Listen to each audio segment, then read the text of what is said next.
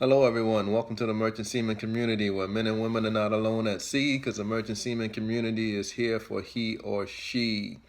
As always, please take 10 seconds, hit the like button, subscribe, share the video, tell a friend to tell a friend, and leave a comment. I've written a book called The Complete Guide to Becoming a Merchant Seaman, how to make $5,000 to $10,000 a month without a GED or high school diploma. It is available on Amazon.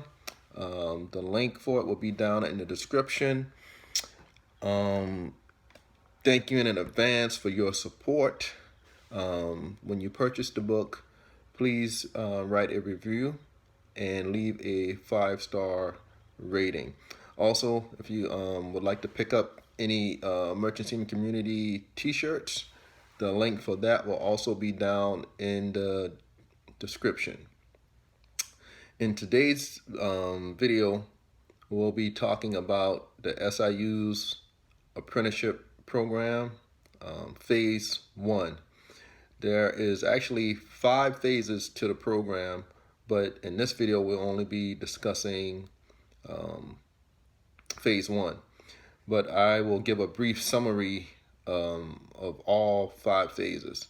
So phase 1, you're going to be at the school, which is in Piney, Maryland, for 3 months taking classes. Phase 2, you actually go out on a ship and you work 30 days in the engine department, 30 days in the deck department, and 30 days in the steward department. In phase 3, you come back to the school at Piney Point, in Piney Point, Maryland, and you take classes in whatever department that you chose to be in. Then phase 4, you actually go out on a ship and you work for 4 months, but you get paid like an actual merchant seaman. And then phase 5, you come back to the ship and you take classes that will put you at the next highest position in whatever department that you chose to work in. So that's just a brief summary, but I'm going to be making detailed videos about each phase. But here again, this video is just about phase 1. So things to expect during phase 1 of the program. So you will fly out to Baltimore, Maryland, and they will pick you up and you will land at the airport. Okay, when you land at the airport, you will see all of the other people that have also been accepted into the apprenticeship program. So you have a certain place where you all will gather and meet, and then someone from the school will come in a bus or either a van, and they'll come pick everyone up and then take you to the school. So it's about a 2-hour drive from the airport to get to where the school is. And then once you get to the school, because they kind of have the program set up like a military, like if you were going in basic training, they kind of have it set up like a military atmosphere. So what I mean by that is, when you get there, they're going to be screaming, yeah, get off the bus right now, and get in a single file line. So, everyone to hurry off the bus, get in a single file line, and, they'll be yelling. But it's all a game. They just do it to try to scare you, intimidate you, and they're just trying to weed out the strong from the weak. So then after that, they'll tell you, okay, get inside right now. Okay, and then they'll tell you, take all your luggage and get upstairs. So I don't remember exactly, but it'll be either like 2 or 3 flights or 4 flights of stairs. You have to take your luggage up, and then after that, there'll be some more yelling. Okay, put your luggage away and go ahead and put on your boots. Um, yeah, because you know, they'll have a list of items they want you to bring when you start the program, and yeah, your safety boots or steel toe boots would be one of those items. Um, so other things to expect is that you only get paid $25 a week while you're going through the apprenticeship program, while you're at the school. During phase one, you only get paid $25 a week.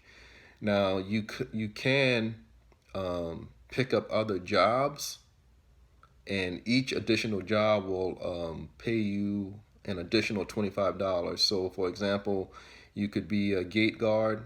So, if you become a gate guard, then instead of $25 a week, now you make $50 a week. Or if you join the color guard, then if you join the color guard and you're a gate guard, so now you'll be making $75 a week. Um, but just keep in mind, like I said, you don't have to. These things are optional. If you do take on an extra job, then that might take away from some of the time you could utilize to study. Um, you know, like if you have to, for example, gate guard, you might have a schedule that's midnight to 4 a.m. and then yeah, classes start I think at 8. Um, yeah, so like I said, just keep that in mind. Um, Other things to expect is you will be expected to do chores. Chores are not hard. They might just ask, let's say, on this particular area of the dorm, you know, keep this particular area swept, and you have to mop that particular area, or they might tell you to uh, clean the elevators. So, you know, you would wipe down the outside of the elevators, you know, clean any trash that's inside. Um, yeah, just certain chores. Um, Another thing is that you're going to be living in a dorm with about maybe 10 or 10, 15, 20 bunk beds. Um, so yeah, you'll all be living in one dorm, um, which is good. I guess they do that to kind of like simulate you actually working out on a ship, because when you're working out on a ship and it's you know, normally on a ship is about 20 people, you won't have to share a dorm on the ship, but well, some ships you might have to share a room with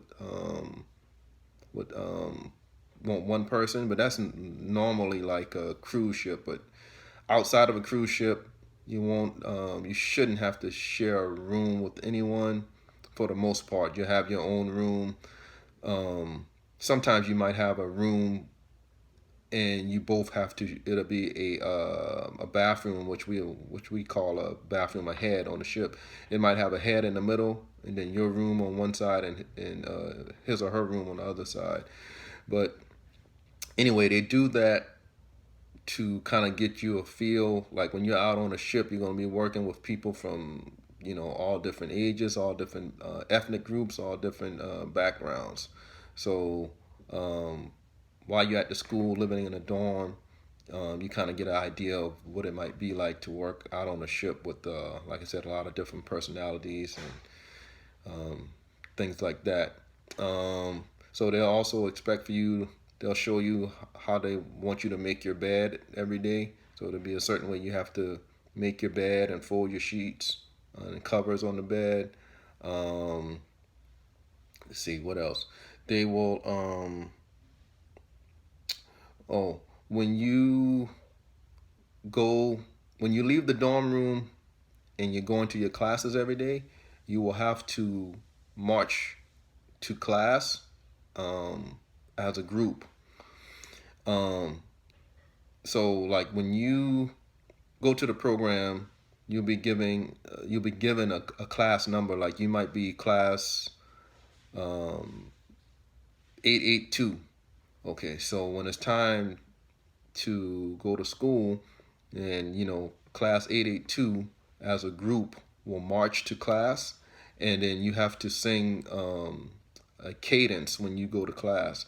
You can make up a cadence, or it might just be your left, your left, your left, right, left. And they want you to sing very loud when you're marching the class, back going to class and leaving class, or anywhere you go on the campus. Like I said, you're going to move as one unit, you're going as a group, and they expect to hear you singing cadences. Also, during phase one, I believe like within the first month you're there, when you go in the cafeteria to eat, they don't allow you to watch TV while you're eating. You have to sit with your back facing the TV. And then after 1 month, then they'll allow you to face the TV, and you're able to watch TV while you eat. Excuse me. Excuse me. See what other things to expect. Yeah, for those 3 months you're at the school. Like I said, you won't be going home. You will eat, sleep, live. Everything is done right there on the campus. So phase one, you're going to be taking the first class you'll be taking is called vessel familiarization. So with vessel familiarization, you're going to be learning things about when you're docking the ship, docking and undocking the ship. You're going to be learning things like the vocabulary of the ship. Like on the ship, the floor is what we call a deck, and the wall, any wall, is what we call the bulkhead. You're going to be learning things about hand tools. You're going to be learning things about a compass. You're going to be learning things about the anchor on a ship. You're going to be learning things about how the ship is constructed. So you're going to be learning a lot of different things about the ship and the shipping industry as a whole.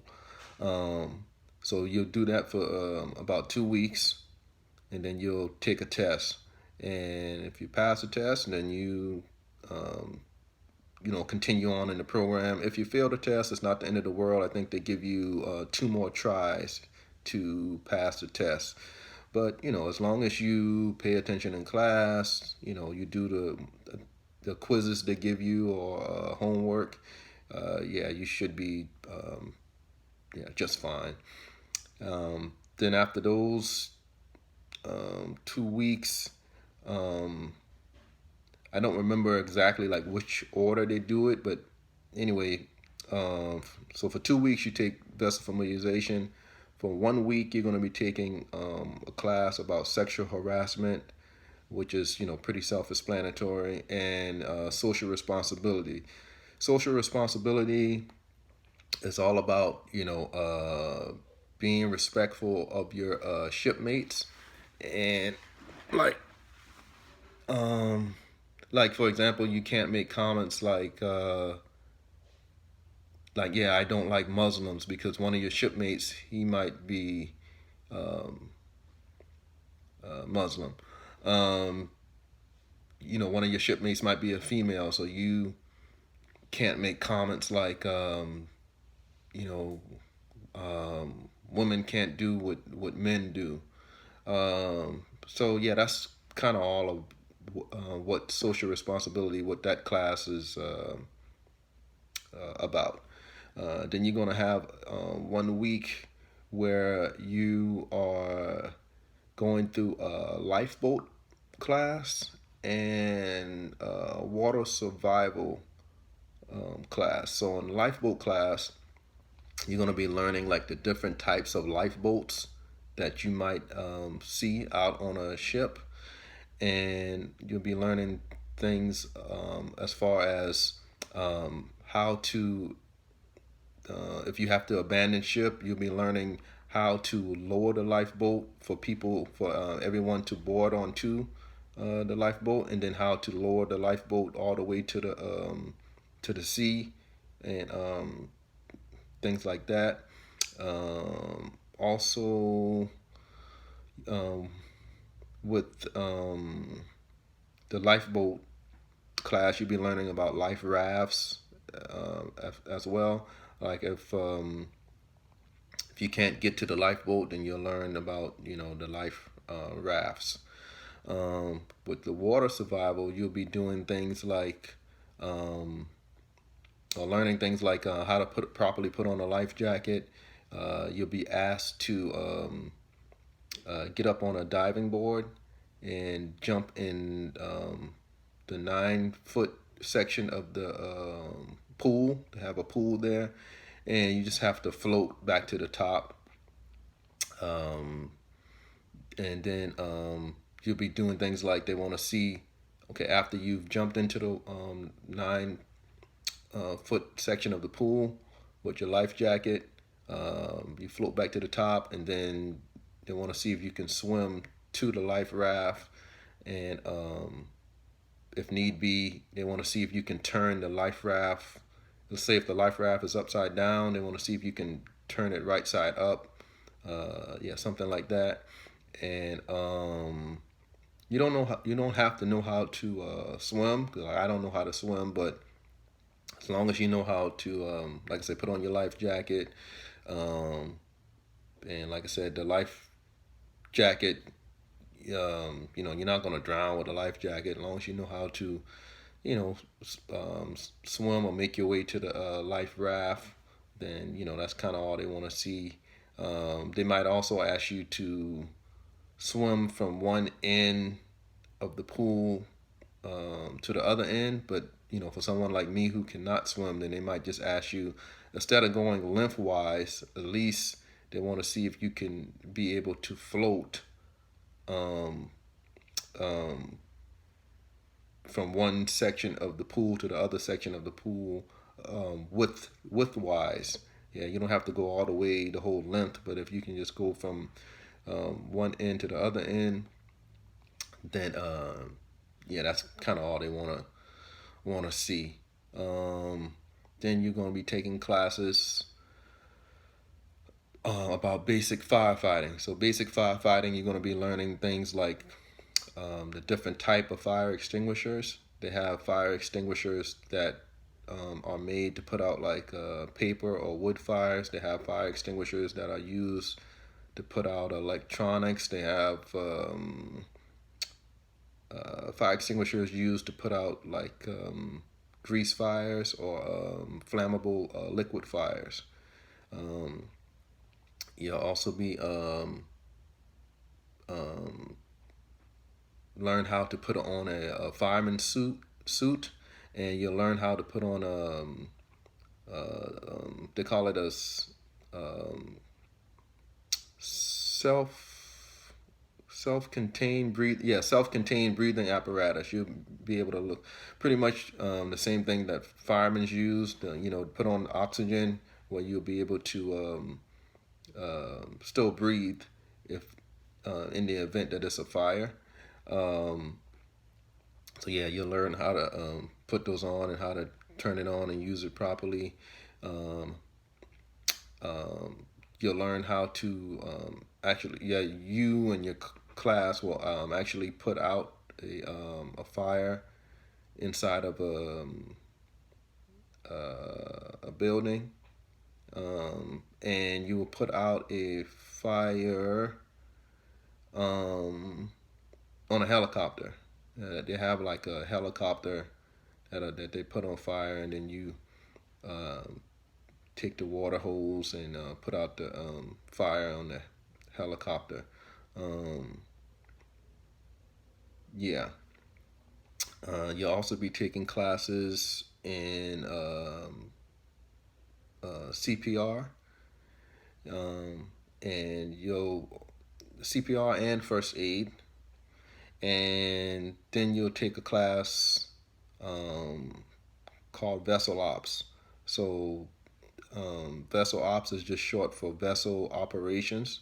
So you'll be learning things like when they're fueling the ship with fuel, um, what things to look out for, what things to be cognizant, what things to be mindful of when the ship is taking on fuel, um, when the ship is handling any kind of cargo, like if they're using the crane or something to move cargo, um, you know, what to do, like, like safety things and things to be mindful of when handling cargo. If you're in the engine room working, engine room operations, things you need to be mindful of. If you're working in the galley and you're operating in the galley, things you need to be mindful of. Yeah, so that's kind of what vessel operations is about. And then um, during phase one, they normally um, kind of break it up a little bit. Like you might take a class for 2 weeks, and then 1 week you'll be working in the kitchen, and then next 2 weeks you might take another class for 2 weeks, and then you'll be back in the kitchen. So working in the kitchen, what you're doing is like all of the all of the instructors that work at the school and all of the SIU members that have already went through the program, um, and they're already union members, and they're coming back to the school to take more classes to you know to go up to another position. Um, you know, you're helping the kitchen staff prepare food for them every day. So that's what you'll be doing, like working in the kitchen. So working in the kitchen, one of the places you be working, they call it the Dragon, and the Dragon is just a big dishwashing machine. So if you're assigned to the Dragon, then people will come to this window and they will put their tray with their plates and their cups, after they've done finish eating, and you just take their plates and you dump the food out, and you spray off the dishes or clean them, wipe them down a little bit, and then put them in the this tray so they can get ready to go through the dishwasher. Then it's another section of the kitchen where you might just be preparing food all day. Preparing food, like meaning you're gonna be cutting up carrots. They might have you cutting up onions. They might have you, I don't know, get a bag of rice from out of the storage area, the dry storage, and bring it so that can be prepared. But yeah, like I said, they'll just have you preparing food all day. Yeah. Then there's another section they might have you working in where they have this big pot. I believe they call it the kettles. They have these big pots where they cook like a large amount of soup or a large amount of trying to think some of the other things they might, I think maybe like mashed potatoes and gravy. I'm not really sure, but it's a big pot. So they might have you working in that workstation where after they've prepared something, then you'll go and you'll clean that pot out for them to prepare the next type of food, whatever they're going to be cooking. Then they have another section where they have all these spices, but they're not small spices. They're kind of like a big a big container of spices. So your job will be to make sure that you keep the big container full and keep it, wipe down clean and organized. Keep all the spices clean and organized. Yeah, so that's kind of pretty much what you can kind of expect um, going through phase one of the apprenticeship program. Um, as always, you guys and gals be kind to one another, help each other out.